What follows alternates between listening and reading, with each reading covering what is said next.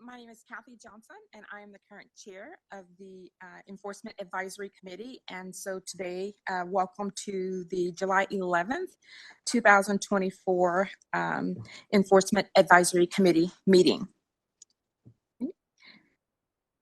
I'd like to start off by introducing a new member.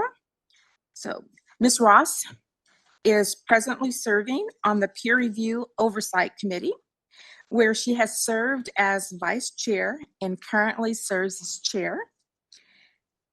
We're confident that Ms. Ross possesses the skills and knowledge necessary for the EAC to support the CBA in its enforcement program, and are excited to have her as an Enforcement Advisory Committee member. Welcome, Ms. Ross. Okay, so the CBA has provided the opportunity for the public to participate via WebEx platform. When we take public comments, we will begin by taking public comment from those individuals attending the meeting at the California Board of Accountancy headquarters. I will then ask for the moderator to open up the lines for public comment. You will be allotted up to 5 minutes for public comment. Now I'm turning the meeting over to Ms. Whiffley to establish a quorum. Kathy Johnson, Yes. Jennifer Benjamin, Here. Jeff DeLyser, Present. Alan Gittleson, Present. David Kroll, Present. Nasi Raytheon, Here. Laura Ross, here, Jason Russell. Present. We have a quorum. Thank you. Thank you. Okay. So the CBA's mission is to protect consumers by ensuring only qualified licensees practice public accountancy in accordance with established professional standards. This mission is derived from the statutory requirement that protection of the public shall be the highest priority of the California Board of Accountancy in exercising its licensing, regulatory, and disciplinary functions. Whenever the protection of the public is inconsistent with other interests sought to be promoted, the protection of the public shall be paramount. Now we'll move to item number 1 on the agenda, which is public comments for any items not on the agenda.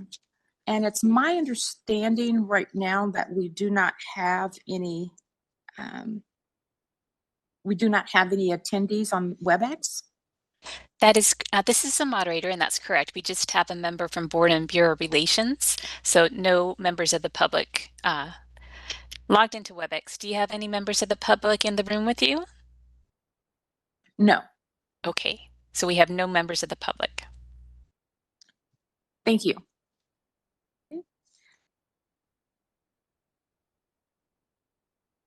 Okay, so now we will go ahead and move to item number 2.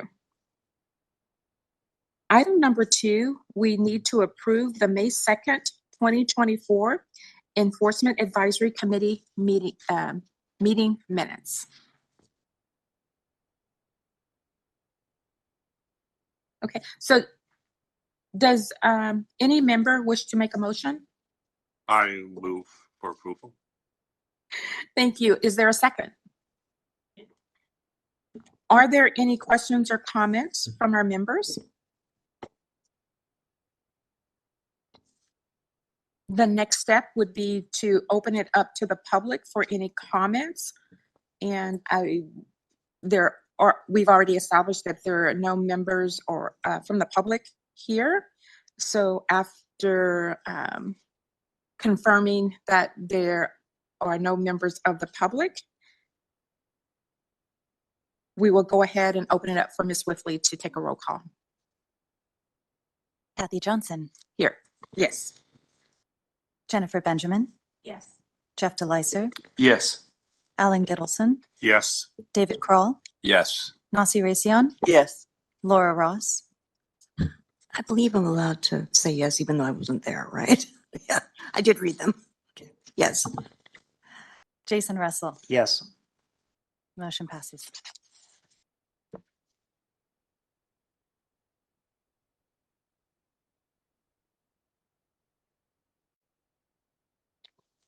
Ready? Thank you, Ms. Whitley. So on the agenda, item 2B calls for a resolution for one of our retiring enforcement advisory members.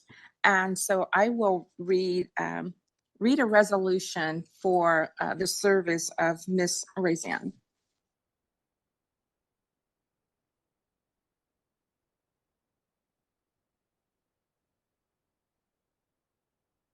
And the resolution is in your packet, so everybody has that. The resolution from the California Board of Accountancy starts out as, whereas Ms. Nazi Razian, CPA, has faithfully served as a member of the California Board of Accountancy's Enforcement Advisory Committee from July 26, 2018 through July 31st, 2024. And whereas she previously served as chair, vice chair, and member of the California Board of Accountancy's Qualifications Committee. And whereas throughout her service at all times, Nazi Razian, CPA, gave fully of herself and her ideas and acted forthrightly and conscientiously, always with the public interest and welfare in mind. And whereas she has discharged these important responsibilities in a manner reflecting great credit upon herself and the accounting profession. And whereas her colleagues wish to express her the right, wish to express to her their high esteem and regard. Now, therefore, be it resolved that members of the California Board of Accountancy express heartfelt appreciation to Nazi Razian, CPA, for the outstanding contribution she made during her term of service on the Enforcement Advisory Committee and the consumers of California. Thank you. Thank you. Nazi, you will receive a copy of this resolution. Thank you. So now we will go ahead and move to item 3. And item 3 for the report of the California Board of Accountancies. And there was no member available to attend today, so Terry O'Connor will give us the update. Good morning. I am the Enforcement Chief, Carrie O'Connor, and I will be providing a report of the May 2024 CBA meeting. The CBA approved the 2025 EAC meeting dates. Staff reported on the CBA's sunset legislation, and I'd like to note that since the May meeting, the legislation has passed through the Assembly and passed through the Policy Committee on the Senate side. Presently, the legislation is in the Appropriations Committee. The CBA received presentations from the AICPA on items associated with the National Pipeline Advisory Group, and also presentation from NASBA on the Professional Licensure Task Force and its work regarding the Structured Professional Program, also known as SPP. Also received a presentation from Cal CPA on its activities and strategies regarding the CPA pipeline, and heard from staff on an initial and high-level proposal for modernizing mobility and licensure requirements.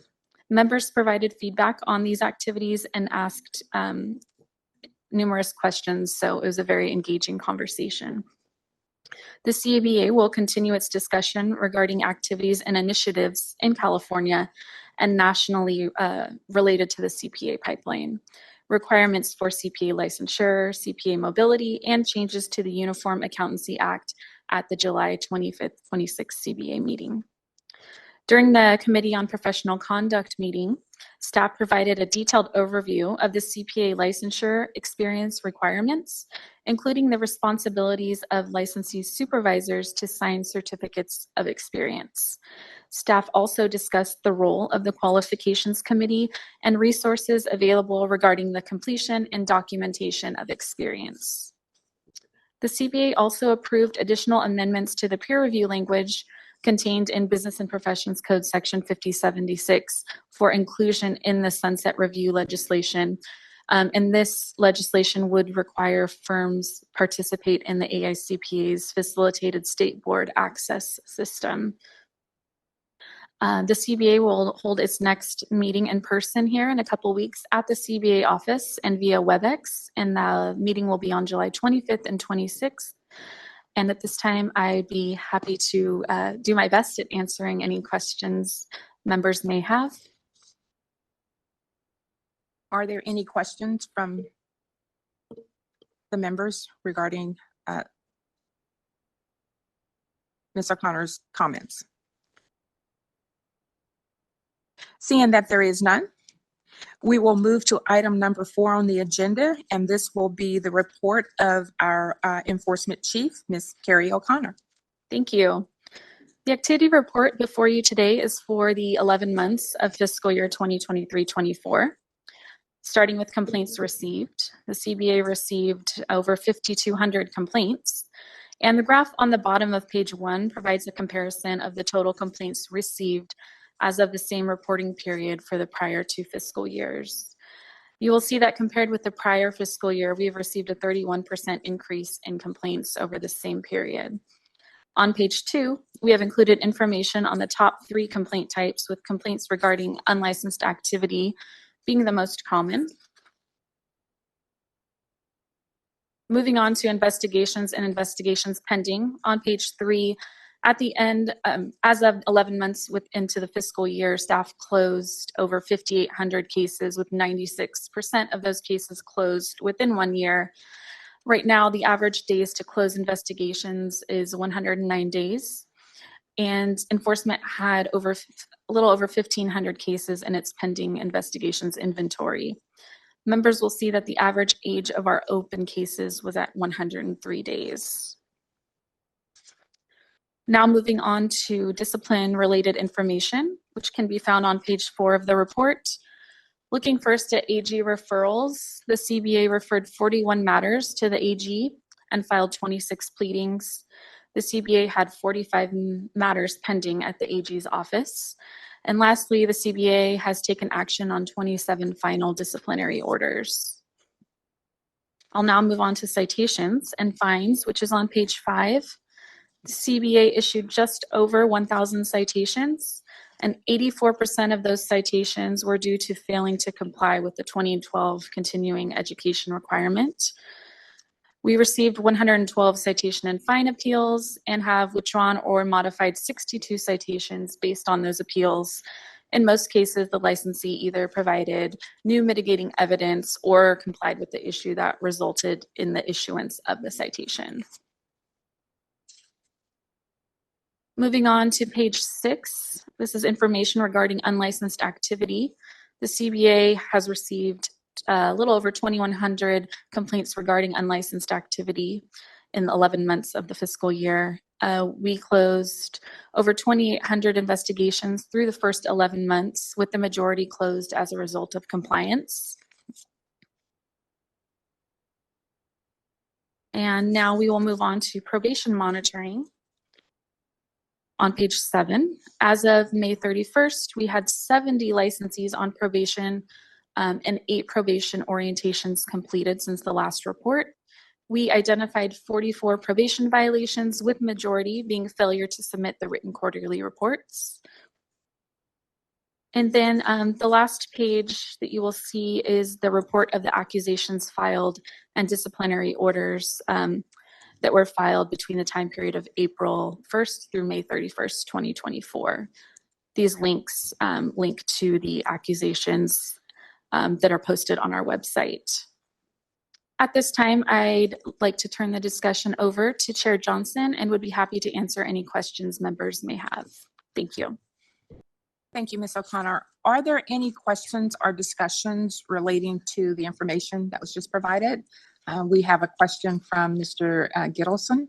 Hey, Ms. O'Connor, the renewal deficiency number continues to grow, right? Up 30% a year ago and now up another 49%. Do we understand why? Is something, I mean, we've changed part of the renewal process. Is that causing a problem with the licensees? Are you speaking about the Connect, the online renewal system? Yeah. No, we cannot pinpoint it to that. I would say that our online system is very efficient at catching the deficiencies. So we are reviewing them in a quicker pace, receiving the referrals to enforcement to investigate the deficiency of continuing education. So the renewal deficiencies then are primarily related to continuing education? That's correct. It's the 20 and not being in compliance with the 20 and 12 continuing education requirement, the yearly requirement. Okay. And do we know why that's changed? I mean, because it keeps going up, so something's happening out there. Mm-hmm. I don't have an answer to that. All we can do is continue to increase our outreach efforts in this area to educate licensees to remain in compliance. Yeah, I'm just saying because the unlicensed activities and the peer review stuff is pretty stable on the number of issues. So, Mm-hmm. All right, thank you. Yes, that's, interesting question and observation, Mr. Gilson, and I agree. It's hard to really understand why people are not getting their CPE since it's so readily available, but it's a problem. I have a question. Yes, Ms. Benjamin has a question. Thank you. On page 2 of 7, I noticed that the types of complaints received, the peer review related complaints are not identified in 2023-24. Did we have a reduction in complaints, or are they lumped in with the accountancy licensee database? They're not lumped in. They just, we didn't receive enough to make it in one of the top 3 categories this year. Great, thank you. Thank you, Ms. Benjamin. Are there any additional questions? Seeing that there is none, thank you, Ms. O'Connor. Now we will move on to item agenda number 5, which is review of the enforcement of files on licensees. And now, in order to do that, we will move to a closed session.